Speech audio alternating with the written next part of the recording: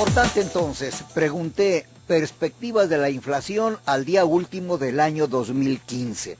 ¿Cómo vamos? ¿Hacia dónde vamos? Y luego lo vamos a ligar importantísimamente con el peso frente al dólar, Alberto. Cuéntanos. Muy bien, como te comentaba en el corte, Marcos, lo que estamos viendo es que acaba de salir el dato del INEGI en esta semana, donde anuncia que la inflación de mayo en lugar de crecer, tuvo un decrecimiento de 0.50%. Y eso ubica el dato anual en 2.88%. Es la inflación anual de mayo del año pasado a mayo de este año. Para que nos ubiquemos más o menos, ese dato del año pasado, en mayo del año pasado, era del 3.45. Entonces tenemos una inflación históricamente baja, no se veía una inflación anual así de baja, y bueno, pues eso da la idea de que al cierre del año vamos a tener una inflación muy cercana a la meta del Banco de México, que es del 3%, inclusive creo yo a título personal, que va a estar por abajo, un poco por abajo del 3%, y pues eso permite que Banco de México tenga una soltura, porque si tú sabes, uno de los mandatos constitucionales de Banco de México es mantener el poder adquisitivo. Mientras la inflación no esté controlada, Banco de México no puede hacer muchas medidas. Por eso Agustín Carstens anunciaba en mayo que pues ellos, aunque la Reserva Federal de Estados Unidos prevé que va a subir la tasa de interés, ellos tienen que ver el escenario, porque en Estados Unidos tienen dos mandatos. Uno de ellos es cuidar el poder adquisitivo, pero también el crecimiento económico, garantizarlo. Entonces allá ellos sí pueden jugar un poquito más con las variables, pero aquí en México no, aquí es cuidar el poder adquisitivo de la moneda. Entonces mientras la inflación no esté controlada, Banco de México no puede decir libremente voy a subir las tasas porque eso detonaría inflación. Alberto, ¿cuál es el factor que ha mantenido no solo a nivel, sino a la baja la inflación? Pues lo que lo ha mantenido es pues que hay un equilibrio, debido a las tasas de interés bajas, pues ha habido un equilibrio, una cierta liquidez, le está permitiendo, por ejemplo, a las personas acceder a créditos, etcétera, pero no ha habido un exceso de dinero en la economía. Eso es lo que mantiene la economía baja. O sea, ha habido crecimientos moderados en todos los aspectos, ¿no? Inclusive, pues hasta podemos decir que ayudó que ha habido un único aumento de la gasolina en este año, ¿no? Aumentó a inicios del año y ya no ha vuelto a aumentar. Antes, ¿qué pasaba con los aumentos cada mes? Pues eso hacía que hubiera inflación cada mes un poco más fuerte. Entonces, ese cambio nos lo recetan el aumento todo al principio del año, entonces, bueno, ya no se nota en mayo ese efecto, ¿no? Pregunta, esa inflación a la baja, ¿cómo se explica si estamos viendo en el mercado monetario, en el mercado financiero, que el dólar está por las nubes? Esa es muy buena pregunta. Curiosamente yo creo de las pocas veces que el gobierno federal no tiene, o bueno, la economía mexicana no está débil y por eso está devaluando. Al contrario, ahora viene el efecto al revés. El dólar está muy fuerte y te platico un poquito. El dólar es la moneda de referencia en todos los mercados financieros. Entonces, cuando el petróleo, por los temas que hay allá en Medio Oriente, empieza a bajar el precio, en los mercados económicos y financieros no se entiende como que, mira, está bajando el precio del petróleo, sino que al revés, el dólar puede comprar más petróleo. Y un dólar fuerte que puede comprar más petróleo, pues puede comprar más monedas de otros países. Entonces, en nuestro caso, pues el peso se viene y se deprecia 6% frente al dólar, porque es un dólar fuerte. Pero no es un problema en México, es un problema a nivel internacional. Muchísimas monedas se están devaluando y nosotros nos ha ido muy bien. Nosotros nos hemos devaluado alrededor del 6% desde que empezó este efecto, que fue el año pasado, empezó en agosto. Y, por ejemplo, te comentaba el real brasileño, pues se devaluó 18%, el peso argentino el 6.5%. O sea, hay monedas que les ha ido peor. México ha tenido, gracias a dos cosas principales, a la estabilidad económica, ya que el gobierno federal, una de las buenas cosas que ha hecho es que ha garantizado la estabilidad de los ingresos, ¿no?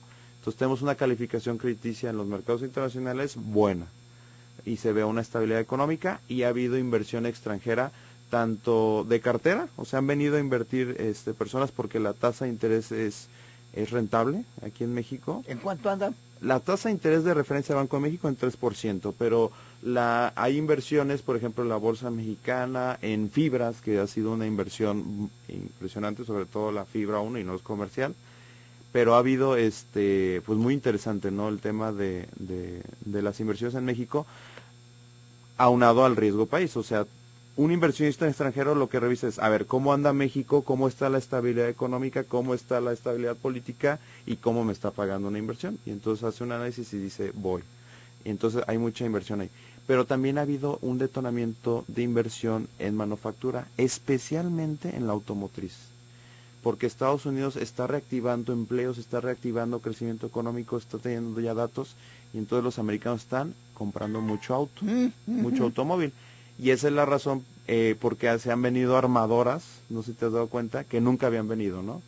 Entonces están llegando armadoras, están detonando inversiones multimillonarias y están detonando empleos, entonces es un dato positivo para nosotros. Importante. Ahora bien, ¿qué perspectiva te ofrece el mercado financiero frente al dólar y el peso de aquí al fin de año? ¿Vamos a seguir con el dólar a la alza y el peso a la baja? Depende, te platico, me gustaría aclarar por qué el peso se depreció. Estados Unidos empezó a explotar lo que se llama el gas Shell, que es un derivado del petróleo que se encuentra en las piedras, inyectando agua sacan ese gas, y era una alternativa energética para ellos y lo producían ellos mismos en su territorio. La OPEP, cuando se da cuenta de eso, entonces empieza a ver que hay un debilitamiento de la demanda de Estados Unidos, que son los principales compradores de petróleo.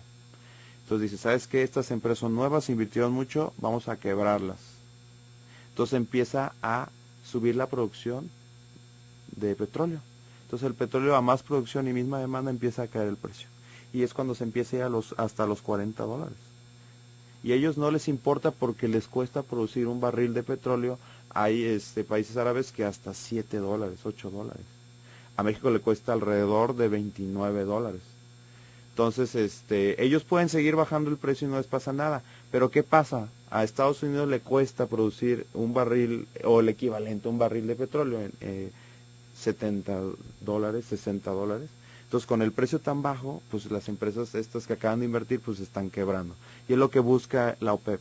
Por eso está manteniendo artificialmente el precio bajo con un crecimiento de producción. Entonces, eso hace que en los mercados financieros haya un fortalecimiento del dólar. Entonces, hay un fortalecimiento del dólar, el dólar fuerte que puede comprar más petróleo, pues puede comprar más divisas, etcétera.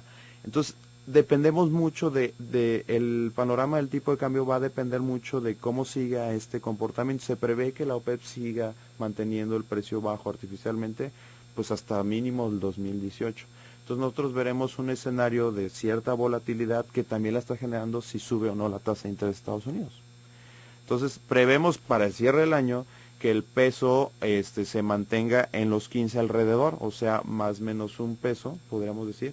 O sea, que pueda estar fluctuando más hacia los 16 que hacia los 14, ¿no? Alberto, entonces, dile al ahorrador, pero al ahorrador medio bajo, a mi tía que tiene su pensión y aparte un dinerito y la va invirtiendo, dile a esos ahorradores qué les conviene hacer en este momento con su dinero. Comprar dólares, comprar euros, meterlos a plazo. Bueno, ¿qué pueden hacer para que no se devalúe su dinero? Bueno, para que no se devalúe su dinero, ahorita lo que conviene es invertir o sea, hay alternativas de inversión que están dando tasas de interés real. Eso quiere decir que están pagando por encima de la inflación, porque tenemos una inflación baja. Entonces, por ejemplo, una primera inversión es entrar, por ejemplo, a CETES Directo, ¿sí? Y ahí hay muchas alternativas como bonos del gobierno federal, o inclusive si lo que quieren es cuidar el poder adquisitivo de su moneda, los sudibonos. Los sudibonos es muy buena estrategia. Los sudibonos siempre te garantizan pagarte la inflación y una tasa adicional.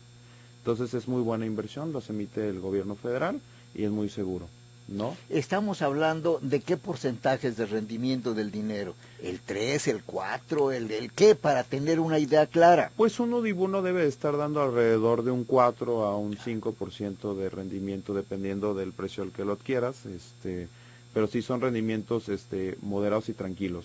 Ya si tienes un perfil un poquito más, tienes un poquito más de gusto por el riesgo, pues por ejemplo ahorita una de las inversiones que se ha demostrado que ha sido es las fibras, ¿no? La inversión en estos fondos de inversión inmobiliaria, están dando rendimientos muy buenos. Pues la bolsa es otro tema, pero yo les diría tengan mucho cuidado si van a entrar a la bolsa porque ahorita hay mucha inversión extranjera de cartera ahí. Entonces, si el tipo de cambio, si anuncian una subida de tasa, etcétera, pues va a haber movimientos bruscos.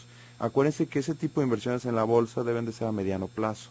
Entonces deben dejar su dinero ahí, dejarlo, pues sí va a haber subidas y bajadas, pero lo que me comentabas de comprar dólares, no se lo recomiendo, porque el dólar va a estar volátil, va a moverse mucho. Ahorita más bien, los bienes raíces es una buena inversión porque está habiendo mucha plusvalía en la ciudad, en el estado, y bueno, los créditos ahorita están históricamente bajos. Ahorita sacar un crédito hipotecario puedes encontrar tasas hasta del 7.7%. ¿Cómo? ¿Dónde vi eso, Alberto? No quiero, es eso? No quiero hacer comerciales de bancos, pero sí hay. Sí hay. Ahorita hay créditos hipotecarios que han tocado el 7.7%. Ojo, señores. Esos créditos normalmente los más económicos ahorita te los dan porque es a tasa variable. Y algo que sí vemos es que va a subir la tasa. Tengan cuidado, mi recomendación, no tomen tasas variables porque van a subir. Tomen tasas fijas que están por el 8,5, 8.8%, que esas sí les conviene a 20 años. Es una tasa qué interesante. bajísima. Y mira, muy importante lo que nos está diciendo Alberto Goyeneche. Les voy a decir por qué. Porque mucha gente no tiene la cultura, no tiene el conocimiento, la información para defender su dinero. Insisto mucho, en el ahorrador medio bajo, pues, ¿qué va a andar viendo? Y hoy las tasas y cómo. No entiende eso. Él lo que quiere es seguridad de no perder. Y si puede ganar algo, que lo gane. Claro. Pero entonces investigue eso que nos dijo Alberto, es importante. Bancos que prestan por hipoteca al 7%, búsquelos y si le mueve por ahí, yo creo que es importante. Bueno, otra cosa, señor, el precio del petróleo está en este momento, dicen que estancado, y ya lo dijiste tú, hasta por buen tiempo. Sin embargo, México está anunciando que encontró yacimientos de petróleo maravillosos, 4 y qué sé yo, enfrente de Tabasco.